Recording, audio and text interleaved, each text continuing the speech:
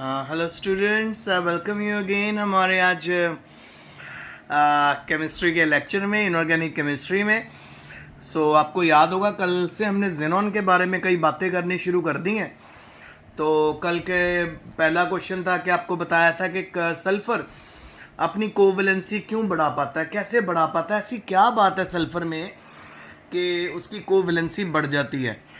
तो फिर मैंने आपको बताया था कि सल्फ़र के पास एम्प्टी डी ऑर्बिटल होता है। इस एम्प्टी डी ऑर्बिटल के होने के कारण सल्फ़र अपनी वैलेंसी को एक्सटेंड कर सकता है और SF6 बना सकता है, जबकि हम ऑक्सीजन की बात करें वो OX6 नहीं बना सकते, ऐसे OF6 नहीं बना सकती। फिर अगला क्वेश्चन था कि फ्लोरीन ऑक्सो एसिड्स क्यों नहीं बनाती बाकी हैलोजेंस की तरह। सिंपल, एच ऑक्सो एसिड का formula H bond X bond O होता है। यहाँ पे हैलोजन को ना प्लस पॉजिटिव ऑक्सीडेशन स्टेट में होना होता है। तो बेटा फ्लोरीन तो इतना ज़्यादा इलेक्ट्रॉन है, नेगेटिव है, वो तो कभी भी पॉजिटिव ऑक्सीडेशन स्टेट में नहीं जा सकता, इस करके वो ऑक्सो एसिड नहीं बनाता। दूसरी दो तीन बातें और भी हैं। एक बात ये भी है कि उसके पास खाली डी ऑर्बिटल भी नहीं है, ठीक है। और फ्लोरीन हमेशा -1 की ऑक्सीडेशन स्टेट शो करता है। फिर अगला क्वेश्चन है कि हीलियम और नियॉन हो गया, ये कोई कंपाउंड नहीं बनाते हाई इलेक्ट्रोनेगेटिविटी फ्लोरीन और ऑक्सीजन के साथ। क्यों? क्योंकि जी हीलियम और नियॉन के इलेक्ट्रॉन को एक्साइट करना इतना इजी नहीं है। कोई भी पीरियोडिक टेबल में कोई भी इतना इलेक्ट्रोनेगेटिव एटम नहीं है जो हीलियम और नियॉन के इलेक्ट्रॉन्स को एक्साइट कर सके। फिर आपको स्ट्रक्चर्स आए थे XeO4 और XeO6 का 4 नेगेटिव, तो वो मैंने आपको करवा दिया। तो आज हमारे पास क्वेश्चन है XeF4 की प्रेपरेशन बताओ, फिर ये बताओ कि ये कैसे रिएक्ट करता है वाटर के साथ लो टेम्परेचर पे, और वाटर के ही साथ रूम टेम्परेचर पे भी ये कैसे रिएक्ट करता है, ये बताओ। सेकंड क्वेश्चन है बेटा हाइड्रोजन के साथ रिएक्शन भी लिखना है आपने। तो सबसे पहले प्रेपरेशन में मैं आपको बताना चाहता हूँ कि बहुत ईजी प्रेपरेशन है। आपको 1 वॉल्यूम जेनॉन का लेना है, तो 5 वॉल्यूम आपको फ्लोरीन गैस लेनी है, फ्लोरीन गैस लेनी है। इनको जब आप ट्रीट करोगे 873 केल्विन पे 7 बार प्रेशर पे, तो आपके पास XeF4 सॉलिड स्टेट में बन जाएगा। अब बेटा आपके पास हमेशा यहाँ पे आपके माइंड में क्वेश्चन आएगा कि जी यहाँ जीनॉन लिया 1 और यहाँ पे 2F2, ठीक है। पूरे बैलेंस इक्वेशन है। 1 वॉल्यूम जीनॉन, 5 वॉल्यूम F2 के, 2 2 4, 4 फ्लोरीन है हमारे, 1 जीनॉन अपने साथ 4 फ्लोरीन को अटैच करवा लेगा। और अगर हम इसकी शेप और हाइब्रिडाइजेशन के बारे में बात करें तो वो भी हम डिस्कस कर लेते हैं, ठीक है। तो पहले हम बात कर लें कि xenon tetrafluoride is prepared by heating a mixture of xenon and fluorine in the molar ratio of 1:5 in a nickel tube at 873 Kelvin followed by sudden cooling in acetone। एकदम से हम उसको जब ठंडा करेंगे एसीटोन में तो ये बन जाएगा। तो आइए इसकी हाइब्रिडाइजेशन और शेप डिस्कस कर लेते हैं। सबसे पहले हमारे पास है XeF4। आप बच्चे आसानी से जानते हो कि जीनॉन के अराउंड 8 इलेक्ट्रॉन होते हैं और 4 लोन पेयर होते हैं। एक बॉन्ड ये बन गया, एक ये बॉन्ड बन गया, एक ये फ्लोरीन के साथ और एक ये, 4 फ्लोरीन के साथ बॉन्ड बन गए। एक लोन पेयर ऊपर की तरफ और एक लोन पेयर नीचे। इसकी शेप का नाम है स्क्वायर प्लेनर।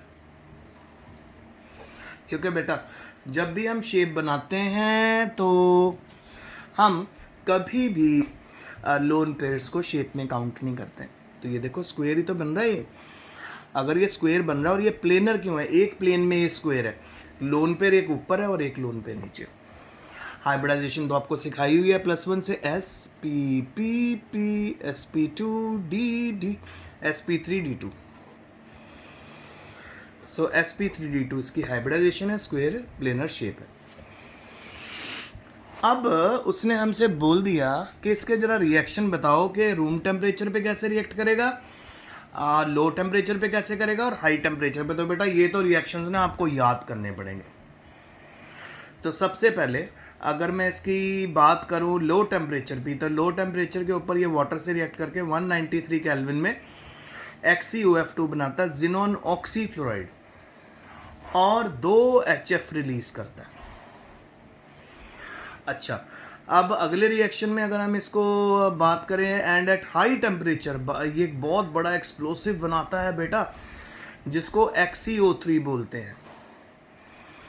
एक बनाता है XeOF2, ये बना देगा जी लो टेम्परेचर पे, हाई टेम्परेचर पे XeO3 बनाएगा। सो ये रिएक्शन आपके सामने, आपने 6 मॉलिक्यूल लेने हैं XeF4 के, 12 H2O से रिएक्ट करना है, 4 Xe रिलीज हो जाएंगे, ठीक है, जिसमें से हमारे पास 2 बने Xe बचे, वो बनाएंगे 2 XeO3 और 24 HF बाहर और 3 O2 बाहर। अब अगर हम इन दोनों स्ट्रक्चर और हाइब्रिडाइजेशन को चेक करें, एक तो हम चेक करते हैं बेटा XeO3 को, एक XeOF2 को चेक करते हैं, ठीक है, लेट्स डू इट।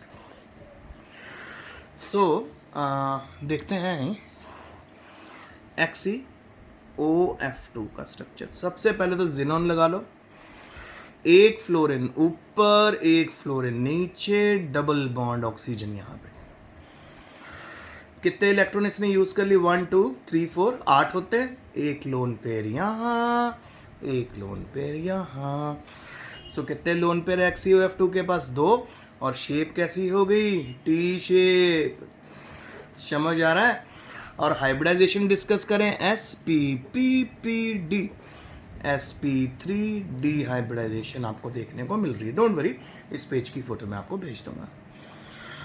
उसके बाद हमारे पास अगला आ गया जी XeO3। XeO3 है ना? हाँ जी, XeO3। तो XeO3 में भी हम इसको कैसे बना सकते हैं शेप को? अगर आप नोटिस करो, 4 लोन पेयर है, 8 इलेक्ट्रॉन है, double bond O1, double bond O यहाँ, डबल बॉन्ड O यहाँ, ठीक है, और ये रहा हमारा लोन पेयर। शेप कैसी बन गई? Trigonal pyramidal. ट्रायगोनल पिरामिडल बन गई। Hybridisation spp sp3। क्लियर हो गया जी? XeF4 की shape square planar, sp3d2 hybridisation, XeOF2 की sp3d2 टी शेप, XeO3 की ट्रायगोनल पिरामिडल, sp3 हाइब्रिडाइजेशन। तो ये आज का लेक्चर है बेटा, इसको बहुत अच्छे से रिवाइज करना। और स्ट्रक्चर एंड बॉन्डिंग तो मैंने ऑलरेडी, अब जो बी पार्ट उसने पूछा है वो तो हम ऑलरेडी डिस्कस कर चुके हैं कि XeF4 के अंदर xenon atom is in the second excited state and has got 4 unpaired electron। सो यहाँ पे आप नोटिस करो कैसे ये सेटअप हो रहा है। सो इसकी इलेक्ट्रॉनिक कन्फिग्रेशन होती है 5s2 5p6 ऑक्टेट कंप्लीट है ना। सो जब हम इसके पास लेके आते हैं फ्लोरीन तो इसके इलेक्ट्रॉन एक्साइट हो जाते हैं। बिल्कुल ये बेटा एक्साइट होंगे आपके सल्फर की तरह। तो 5p के 2 इलेक्ट्रॉन आगे चले गए डी में, तो ये हमारे 4 फ्लोरीन 1 2 3 4 अटैच हो जाएंगे। तो हमारे XeF4 में 2 लोन पेयर थे ना, तो ये देखो ये 2 लोन पेयर आपको नज़र आ रहे हैं, 4 बॉन्ड पेयर थे, 4 बॉन्ड पेयर यहाँ नज़र आ रहे हैं sp3d2। सो बच्चों ये आज का मेरा लेक्चर है। सो इसको बहुत अच्छे से रिवाइज करना, रेगुलर अपने लेक्चर्स देखा करो बेटा। हम बिल्कुल भी वेट नहीं कर सकते, हम बिल्कुल भी रिलैक्स नहीं कर सकते। हमें नहीं पता बोर्ड की क्या गाइडलाइंस आने वाली हैं, वो हमें क्या बताने वाली हैं। सो मेरा सजेशन आपको यही है, आपको रेगुलर पढ़ना है, बहुत अच्छे से पढ़ना है। सो कल जब मैं फिर से आपको मिलूँगा, मैं दोबारा से आपको सारे क्वेश्चंस को आगे लेके जाऊँगा। अभी भी हमारे पास कई क्वेश्चंस पढ़े हैं, उसके बाद जाके ये हमारा पी ब्लॉक ख़त्म होना है बेटा, इतनी जल्दी नहीं होना, क्योंकि इंपॉर्टेंट चैप्टर तो एक एक क्वेश्चन को हम बहुत अच्छे से कर रहे हैं। सो आज हमने क्या करा, XeF4 की प्रेपरेशन दिखाई, 1 वॉल्यूम 5 जिनॉन लेना, 5 वॉल्यूम फ्लोरीन लेना, फिर वाटर लो टेम्परेचर और रूम टेम्परेचर पे कैसे रिएक्ट करता है रिएक्शन करवाए। एक लो टेम्परेचर पे बनता है XeOF2 जिसमें टी शेप आती है, रूम टेम्परेचर पे बनता है, यानी हाई टेम्परेचर और रूम एक ही बात है। सो वहाँ पे हमारे पास ये कवर करता है हमारा साथ अपना ये एक्चुअल में ना बेटा इस क्वेश्चन में ना हाइड्रोजन लिखा है तो इसको गलत है, इसको ठीक कर लेना। ये आएगा हाई टेम्परेचर। हाई टेम्परेचर पे XeO3 बन जाता है, ठीक है। हाई टेम्परेचर पे XeO3, लो टेम्परेचर और रूम टेम्परेचर पे बनेगा XeOF2। T shape, trigonal pyramidal और square planar. So best of luck, stay safe, study.